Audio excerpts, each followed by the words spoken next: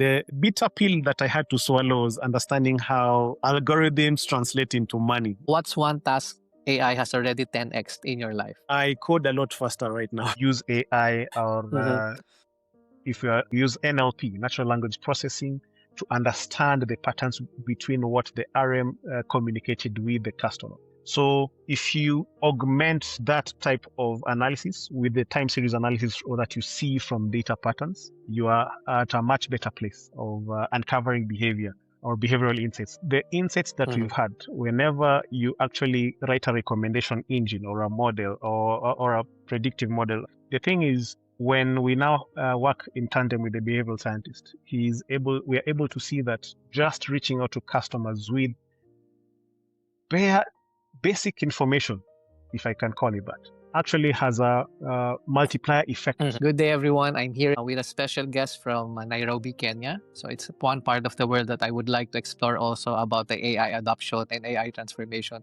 when it comes to private sector and the public sector. So Peter Onyango is a data scientist and he's an expert when it comes to banking and AI transformation. So Peter, can you introduce yourself to our viewers and listeners? Thank you very much, Julius, for hosting me here. This is actually my very ever first podcast. I've never done this, but thank you.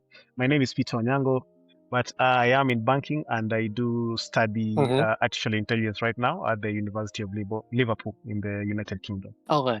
You describe yourself as an AI enthusiast who enjoys working at the intersection of machine learning and real-world business challenges. Yeah. So, can you explain to our listeners and viewers what those challenges in machine learning that you are, trying to solve right now? So right now, given my work in the banking or rather in the financial sector, one of the things or rather one of the main challenges that we have right now is trying to improve customer experience. And we're trying to move away from the old days of interact with the customers on a one-to-one basis using relationship managers. So we are at an intersection of using technologies like machine learning, AI, its constituent tools like natural language processing, etc., to be able to find interesting ways of actually connecting to customers. And when I say connecting, it's basically just understanding how our customers transact, what it is they do, what patterns of data they exhibit. And we now sit behind the scenes to try and figure out what is the most relevant message and at what relevant timing can that customer actually be reached out to. So it's just a way of being clever on how to scale banking with the tools that we have right now, moving away from old tech to new technologies.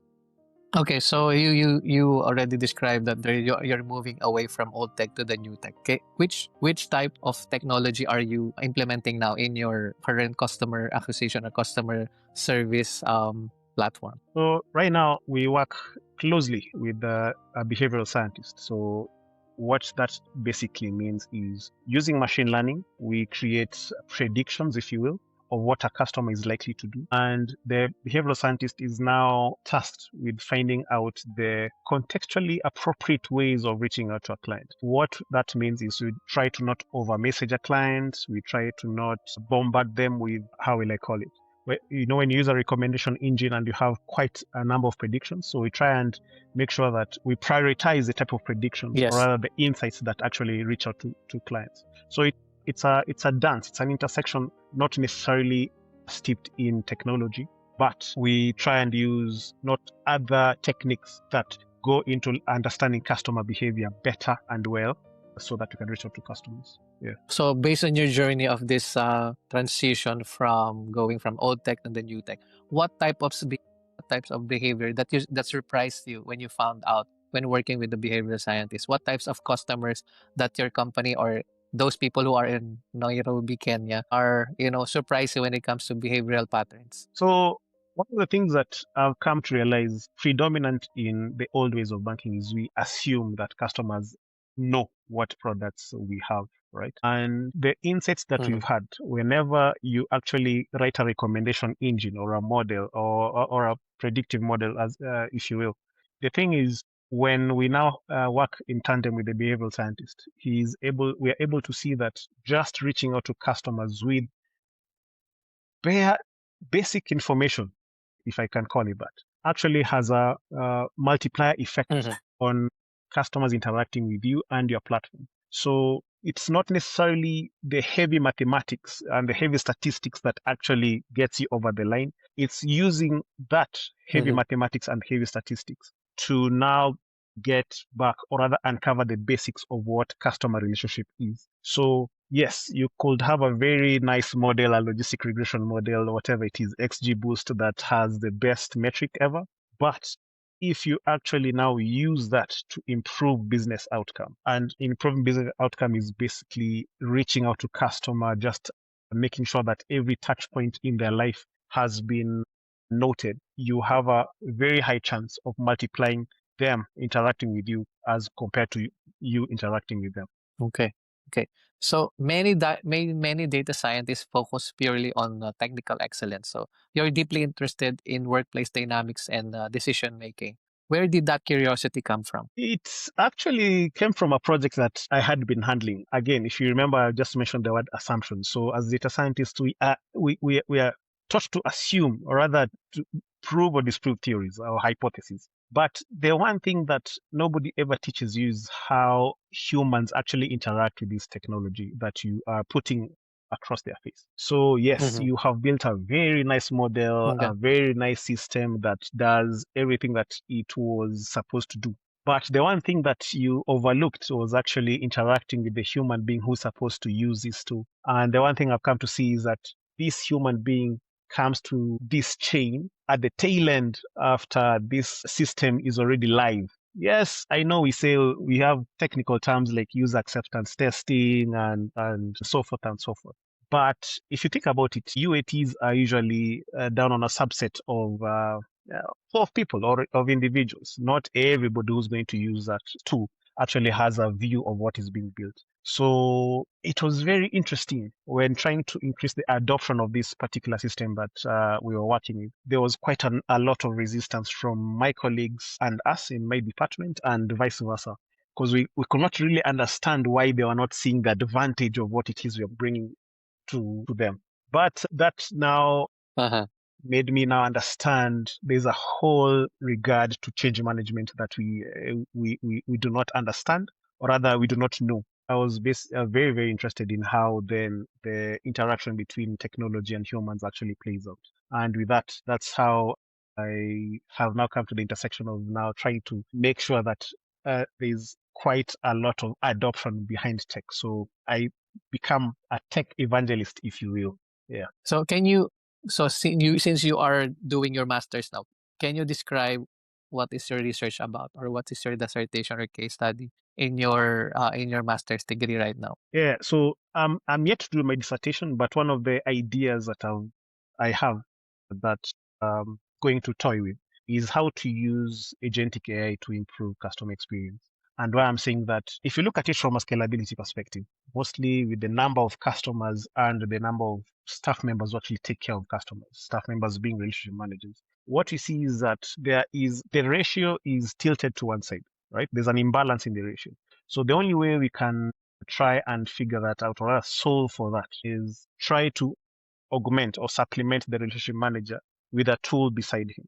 So how is the agent able to now do Mhm. that what an RM does, a relationship manager does, make him a virtual relationship manager in terms of just understanding his customer's portfolio, understanding what his customers want, and then the AI agent is now able to package all that into one sort of communication, be it an email, an SMS, or what have you, a media we use, and then reach out to the client. So I'm trying to see how we can now use such kind of tech to scale operations as compared to relying on an individual human being reaching out to multiple thousands at times of clients. Okay. So when you're doing all this behavioral analysis of all your customers, what are the top things that you think that you did wrong before, just by assuming that the customers wanted this? Top three things Yeah, that you discovered during your journey. so we bombarded clients with everything and anything. We didn't necessarily understand their business patterns, and that's pretty much it, to be Okay. honest. So we found ourselves just sending emails and SMSs about all the products we have. Now we're at a point where we are properly understanding the probable products that a customer will take up. even and in doing so, we just now understand when to reach out to customers. So the seasonality pattern of it all.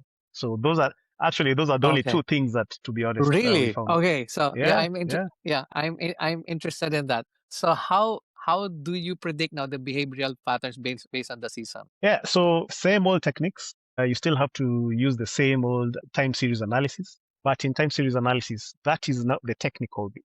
Put the technical bit to the side. I think that the one thing that actually takes up most of your Okay. time in doing seasonality, or rather understanding the behavior of a client, is actually interacting with the client themselves. So how do we do that? You either now rely on the relationship manager, where they come up with what we call call reports. Call reports are basically reports that they have put in a particular CRM, and you now use AI, or Mm-hmm. if you use NLP, natural language processing, to understand the patterns between what the RM communicated with the customer.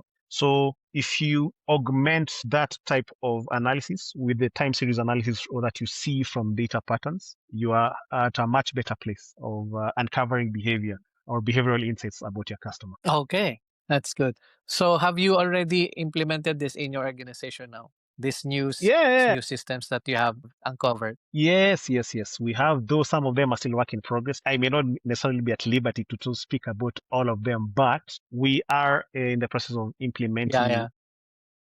such systems. One of the projects that I'm currently doing is to carry out sentiment analysis on the call reports that I mentioned from relationship managers and customers, and vice versa. So what this now helps us understand is the sentiment our clients actually have about our products, and even the level of experience that they've had interacting with us.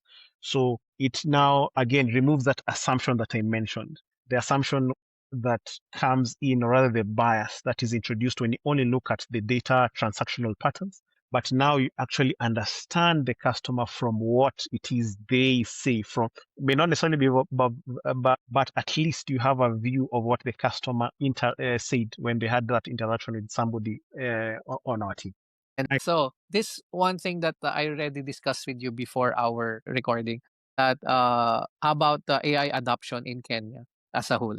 So how is it? For example, in the public sector, in the private sector, and then individual people who are using AI. Is it already going mainstream, or is it very less people are still knows about AI? Actually, quite a number of people do know about AI, but when you talk about AI, we are talking about tools like ChatGPT, Gemini, and the like, right? Mhm. Yes, we do have developer communities that do go into the tech side of things and build applications using heavy applications using AI. But from a general sense, yes, we do have quite a lot of individuals now using tools like ChatGPT, Copilot, Gemini, and the like to basically do everyday things. So we have marketing companies now coming up with adverts. Of course, we have some of us who use tools like that to code a bit better and faster, and so forth and so forth. Mhm. So generally, yes. In fact, actually, Kenya is one of the countries leading in the adoption of ChatGPT in Africa, if I'm not wrong, if not the whole. Okay. Yeah. So yeah, Okay. Okay. we are getting up there. Okay, okay. So when it comes to government-led activities, when it comes to AI or projects, for example, in my previous podcast, one of the experts said that Saudi Arabia already have their own publicly funded institution that gives online courses to their citizens to be able to adopt and learn about AI. How is Kenya or in Africa in general? Yes. The thing with adoption in Kenya and Africa as a whole is we are seeing a number of countries actually coming up with their respective strategies on how to adopt, use, and build AI. Recently, Kenya came the Kenya National Strategy that was designed or rather developed in 2025. That was last year. And the whole gist of this particular strategy is to give a framework on how AI development is to be done within the country, how the research, ethics, they basically research on the ethics and the privacy matters of implementing AI, and also about discussing how to adopt AI. Overall in Africa, we are seeing countries like South Africa, which is the leading country right now, I think, in Africa in adopting AI, and also just in some of the use cases they do have. Egypt, Morocco, Tunisia, Nigeria, some of the big powerhouses within the field of AI. As a continent now, we have the AU now coming up with a continental strategy that, again, also just tries to put a framework on how the respective 55 member states to develop and implement AI within the legal framework of ethics and practice. Yeah. Okay, okay. So in Kenya specifically, so you're in the banking sector, so you know that AI is already being integrated into your processes and systems. How about in other sectors? Do you see some other sectors already doing this also, integrating AI into their systems? Yes, yes, yes. So, for example, in education, we now see schools, quite a number of schools, universities rather, have now come up with education curriculum, if you will, that teach AI and AI skills, related skills, data science, machine learning, and the like. We have research and development and AI startups that basically focus on researching on how AI can be permeated into the society. Mhm. Key to note is one company called Ushahidi. Ushahidi basically deals with data to aid in humanitarian efforts, right? So Okay. these are from a local perspective, we do see quite a number of institutions or other industries away from the financial or banking that are heavily using AI and to trying to work with AI within the regulatory framework defined by the national strategy that I had earlier mentioned. Okay, so when it comes to startup ecosystem, so different countries have different needs when it comes to AI. So ChatGPT is a worldwide general acceptable AI platform. So how about in Kenya? Are there startups also doing AI that is specifically localized or customized based on the needs of the Kenya as a nation? Yes. So quite a number of them, or rather, quite a number of startups that operate in Kenya lie within the financial space, fintechs, if you will. And Mhm. they predominantly use AI, machine learning, and the like to advance credit facilities to the local populace. So when I say credit, Mm, basically, how can we advance loans to the unbankable? In as much as we are a country of 53 million in population, just north of 53 million, but not everybody is bankable, so to speak. So what these fintechs have come to do is to plug that gap, and how they plug that gap is to use machine learning and AI to basically understand the limits, credit limits that can be fronted to a particular individual. Case in point, we okay. have a facility called Mshwari or Fuliza. The way Fuliza works is you have a mobile wallet. So on your mobile wallet, in the event you exhaust the funds in your mobile wallet, it automatically kicks in, the limit kicks in so that you're able to continue transacting within the particular limit or guidelines that they have, let me say, predicted you for, or rather Mhm. scored you for. So yeah, most of the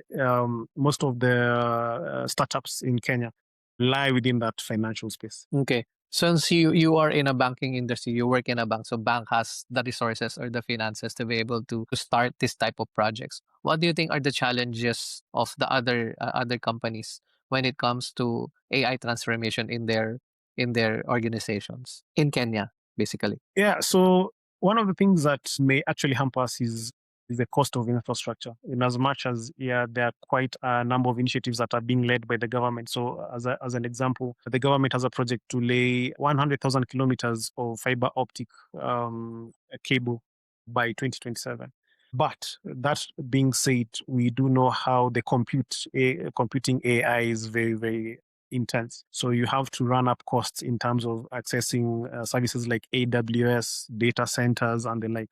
So, in as much as we do see quite a number of individuals or other startups or other industries embracing AI, the one thing that actually will come and bite us in the back, if you will, is the cost of the infrastructure that actually is needed to scale up some of these initiatives. Okay.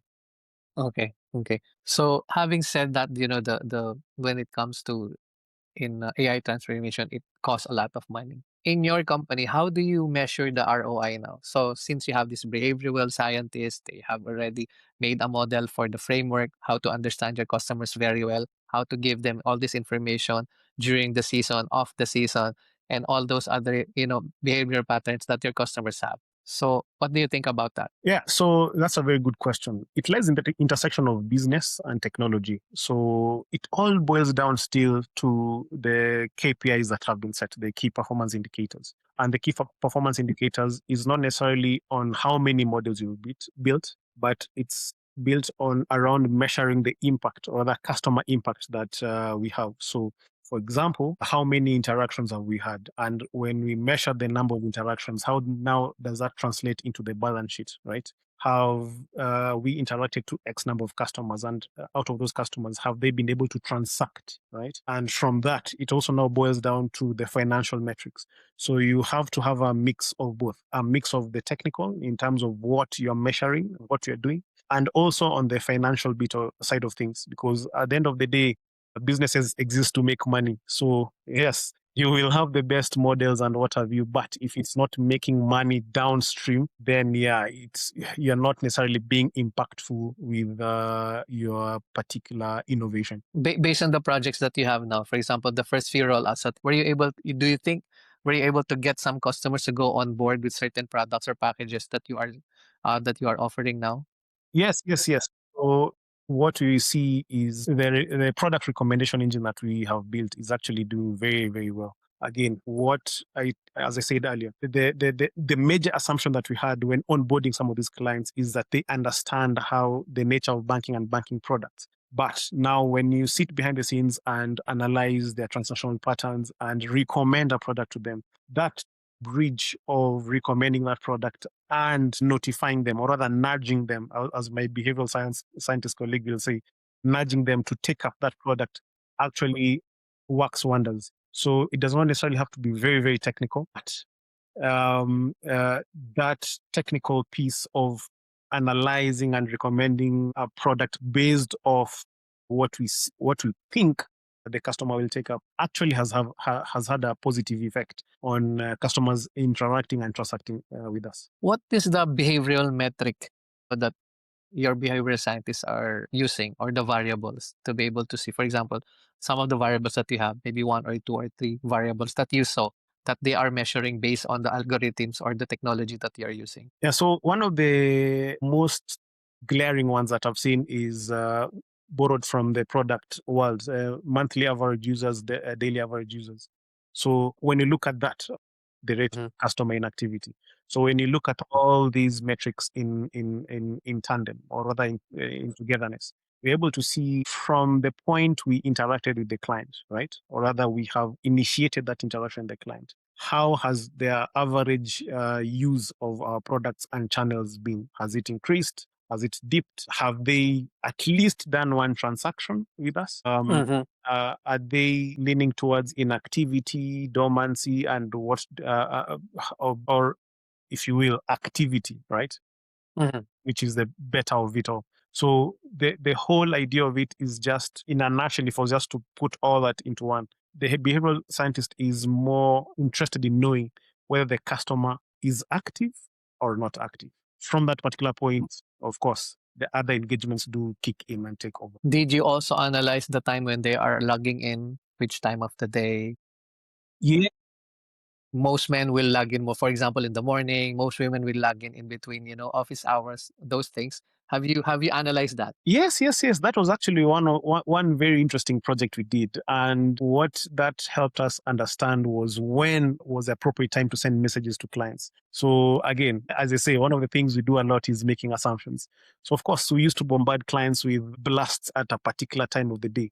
But the moment we actually understood the most opportune time that some of these clients actually interact with us, that is when now you send, or rather you nudge them to do something with us, or you nudge them to do a transaction with us. And the funny thing is that at that particular point, just when the customer is trying to think of that transaction, and then they find an SMS or an email from the bank or from the institution, the probability is very, very high that they'll actually interact with us at that particular point in time. That's really good to hear that you're getting a lot of success when it comes to your AI, AI transformation, and integrating that into your system. Now, going back, why do you think is your projects or your AI transformation initiatives are very successful currently at this stage? What are the variables, or what are the what is the environment that your company or the banking system that you have that enables you to be able to be successful in rolling out these AI initiatives? So out the gate, you need to have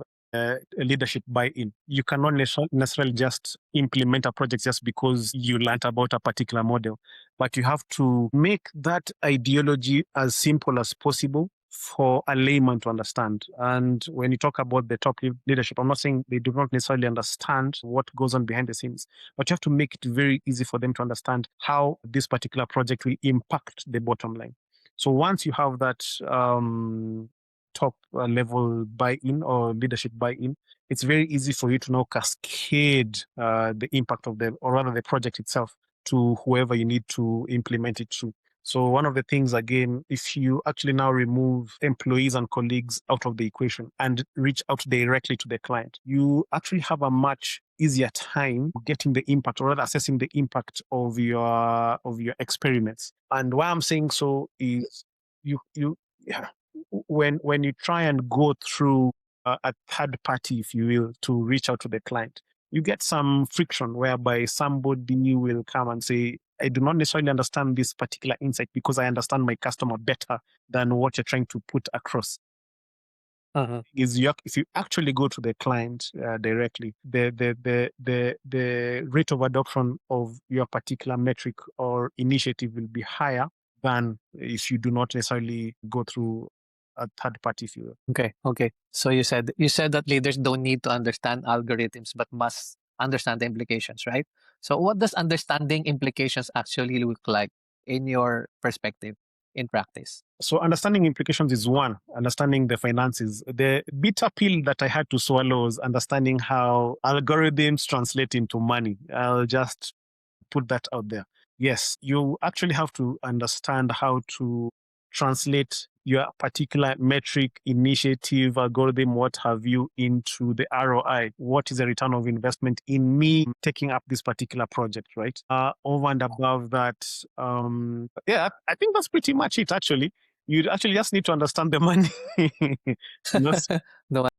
yeah. So once you understand how we get money from data initiatives, it now becomes easy for you as a data scientist to now go back to the methodology that you want to put in place. It now helps you understand whether you need heavy algorithms like LLMs and computer vision, if you like, or you can actually just stick to the basics of linear regression, logistic regression, XGBoost, and the like. And actually, to that bit, the explainability of it all, you should be able to explain the results of your model.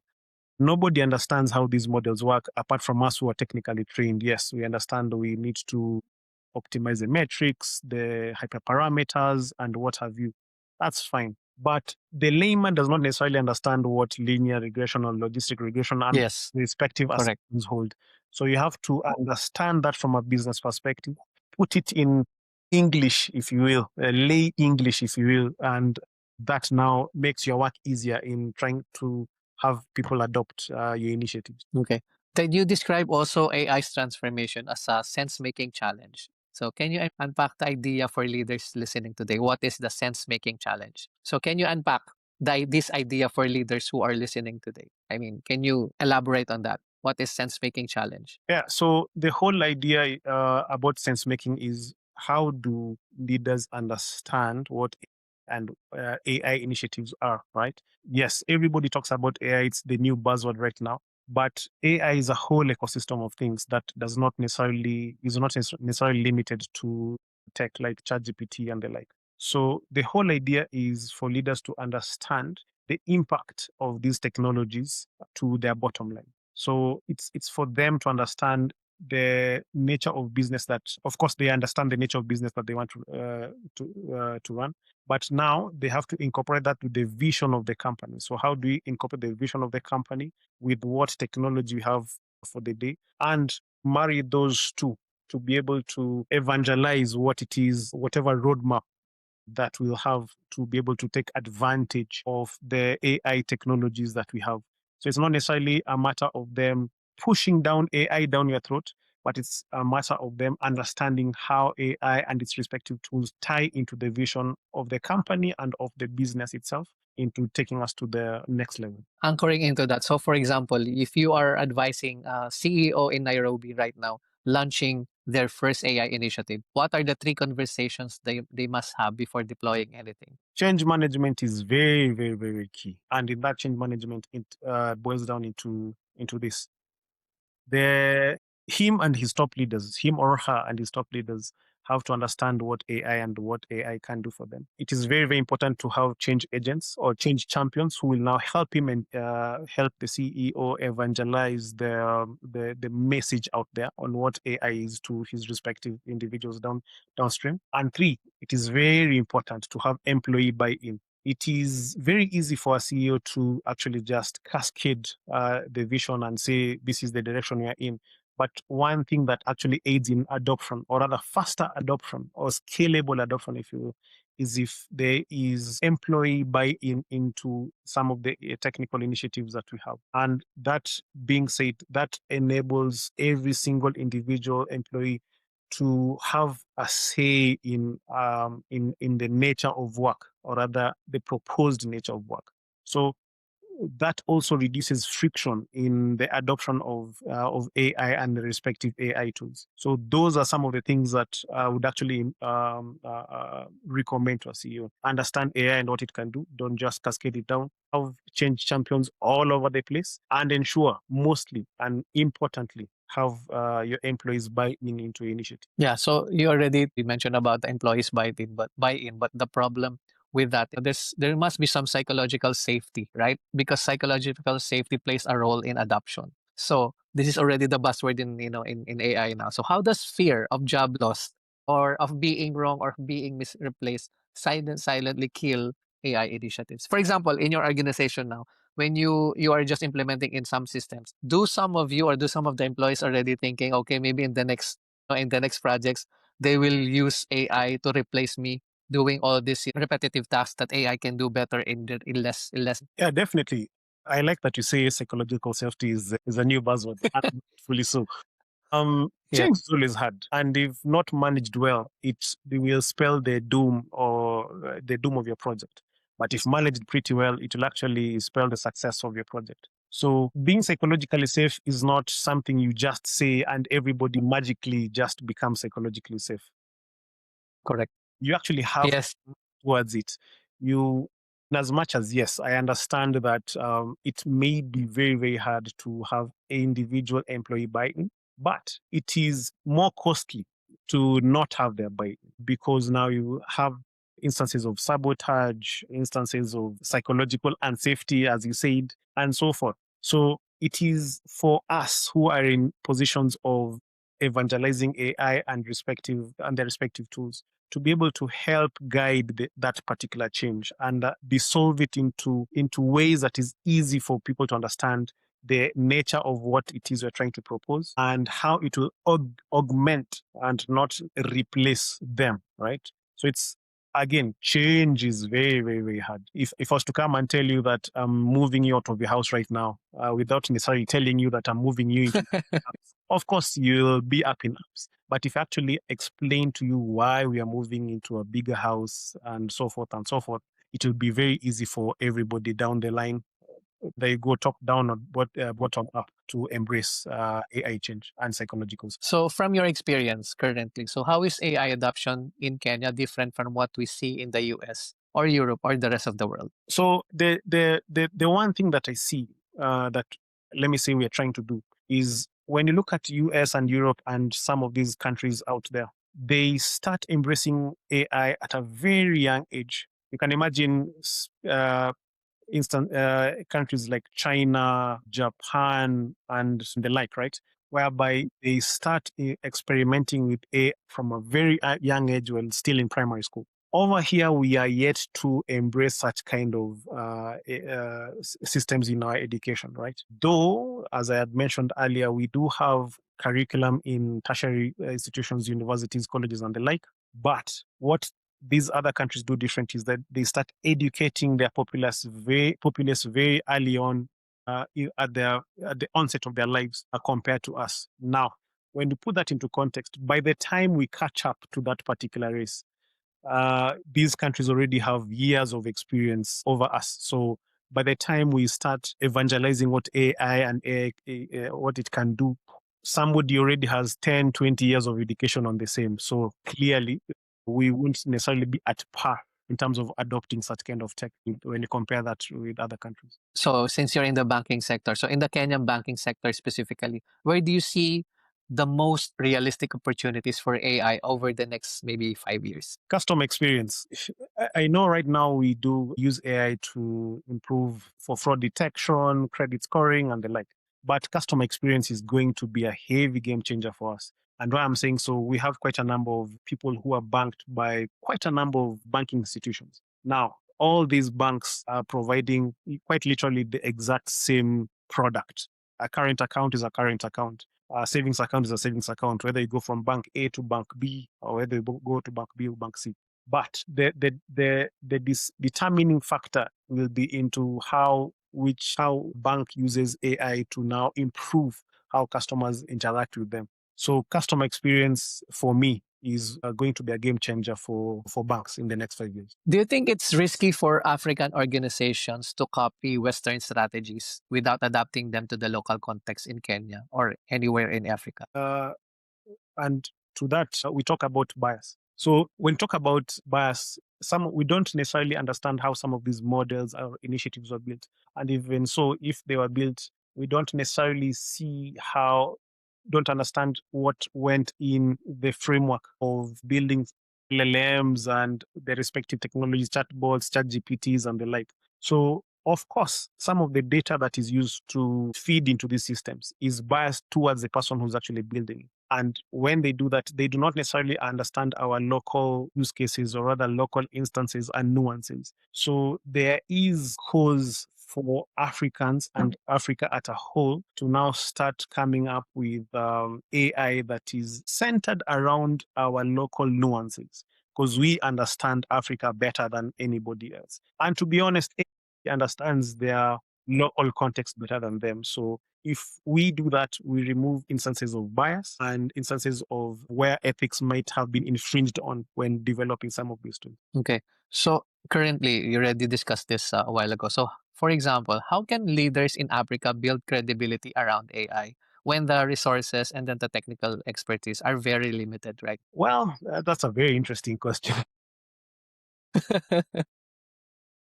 In my opinion, I think it's about educating or rather education. So how do we best educate? Let me use this term loosely, everybody on AI, right? And in educating everybody, it's more a matter of helping people understand what AI can do, what it can't do, most importantly, what biases data can have or what can be introduced as a bias within the system. Sorry, we have to also understand or be educated on the risks and ethics of implementing AI. Once we have an understanding of what AI is and what it can do, I think from that perspective, we are able to have credible systems or credible frameworks that now solution for AI and AI in terms of for our local nuances or uses. Okay. So let's go to some of the technical side. So you're exploring generative AI and multi-agent systems. So which of these technologies do you believe will impact African enterprises first? When you talk about generative systems, I think will impact Africa and is probably impacting Africa is when you look at how LLMs actually being used to the usage of LLMs basically. And when I talk about usage of LLMs, I'm talking about ChatGPT, Gemini, and the like. So the thing with these systems is that they've now created opportunities that were non-existent before, right? We are having instances where we have freelancers who are now coming up developing crazy systems, websites, and the like. Have marketing agencies, as I said earlier, who are now using AI, generative AI rather, to create advertisements and the like, and even just informational campaigns. So we are seeing a rise or an upsurge of new use cases, if you will, and using generative AI to create better opportunities for the young populace in Kenya. and Africa as a whole. Yeah. So since multi-agents are still emerging, how do you think they might transform complex institutions like banks or airports or space agencies? So the negative effect of using multi-agent systems is it might lead to job losses, right? Because it will be very, very hard to now explain why you need a warm body to do something that can be done by an agent or a multi-agent system in a matter of minutes. The beauty of multi-agent systems, though, is that it will now improve the experience of customers and also augment work as it is. So as I said, when you put a multi-agent system within a banking perspective, you now empower the relationship manager to actually now focus on the nitty-gritties of his particular clients in his particular portfolio, right? And he's not bogged down in the day-to-day mundane recurrent things or that go with maintaining clients' portfolio. So it now gives them a third arm, or if you will, whereby they're able to now let multi-agent systems do the heavy lifting, right? And them to now concentrate on the more strategic views of business. So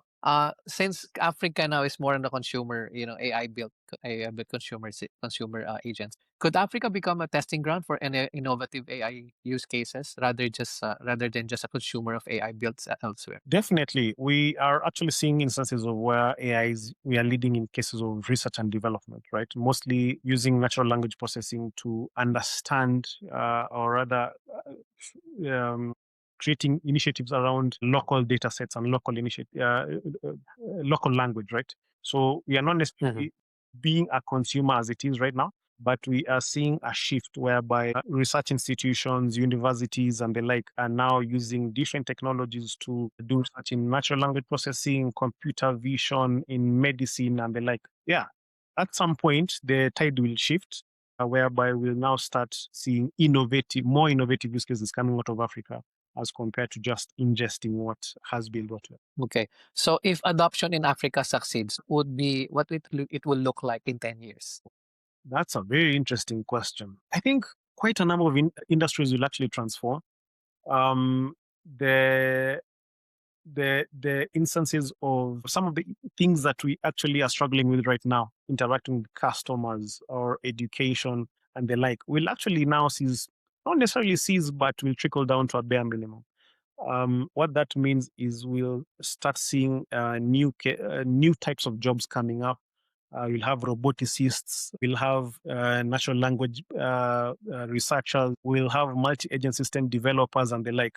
These are not job descriptions that are current right now in the grand scheme of things. But again, as we had earlier stated, when we start educating the populace or the everybody on what AI and is and can and cannot do, we'll start seeing different job descriptions, different use cases coming out of Africa, and that now levels the playing field for everybody. But yeah, it now becomes a way of bridging that gap between the West and us. Yeah. So before we go to the rapid 10x in our last section, so this is one question I would like to ask you. What advice would you give young African data scientists who want to influence strategy, not just build models? Be as close as possible to the business. That is the one thing I wish I was told before. Before I started, I was heavy into models and data science and all what have you. I spent copious amounts of time studying on models. But the one thing that I did not really understand was the business and how the business ran. And you quickly come to realize that if you do not understand the business, and when I say understand the business, does not necessarily mean going to business school. It just Okay.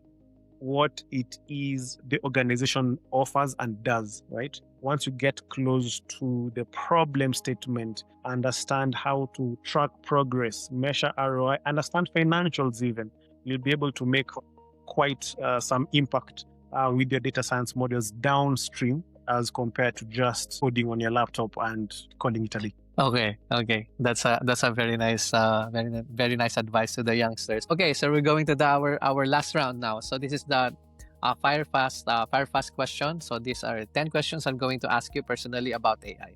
What's one tool you actually use every day? AI tool. ChatGPT and Perplexity. Okay.